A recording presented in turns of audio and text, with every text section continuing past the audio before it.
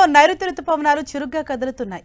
మరో 4 రోజుల్లో అండమాన్ నికోబార్ దీవులు, దక్షిణ మధ్య బంగాళాఖాతంలోని కొన్ని ప్రాంతాలకు విస్తరించేందుకు పరిస్థితులు అనుకూలంగా ఉన్నాయని భారత వాతావరణ శాఖ తెలిపింది.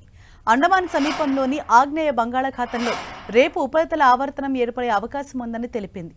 ఒకవేళ పరిస్థితులు అనుకూలిస్తే ఇది అల్పపీడనంగా మారుతుందని వాతావరణ నిపుణులు అంచనా వేస్తున్నారు. ఒకవేళ అదే జరిగితే ఈ నెలాఖరు వరకు ఏపీ వ్యాప్తంగా చెదురుమదురు వర్షాలు కురుస్తాయని భావిస్తున్నారు. ఇవాళ రేపు ఉత్తర కోస్తా, రాయలసీమలోని కొన్ని ప్రాంతాల్లో భారీ వర్షాలు కురిసే అవకాశం ఉందని భారత వాతావరణ కేంద్రం తెలిపింది. మరోవైపు ఏపీ వ్యాప్తంగా ఎండలు దంచి కొడుతున్నాయి. రాష్ట్రంలో ఎండల తీవ్రత పెరుగుతోంది.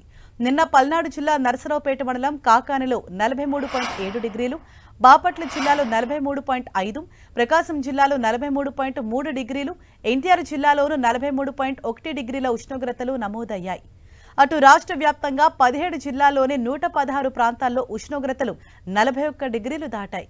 అటు ఇవాళ రాష్ట్ర వ్యాప్తంగా గరిష్టంగా 42 నుంచి 43.5 డిగ్రీల మధ్య ఉష్ణోగ్రతలు నమోదయ్యే అవకాశం ఉందని విపత్తుల నిర్వహణ సంస్థ తెలిపింది.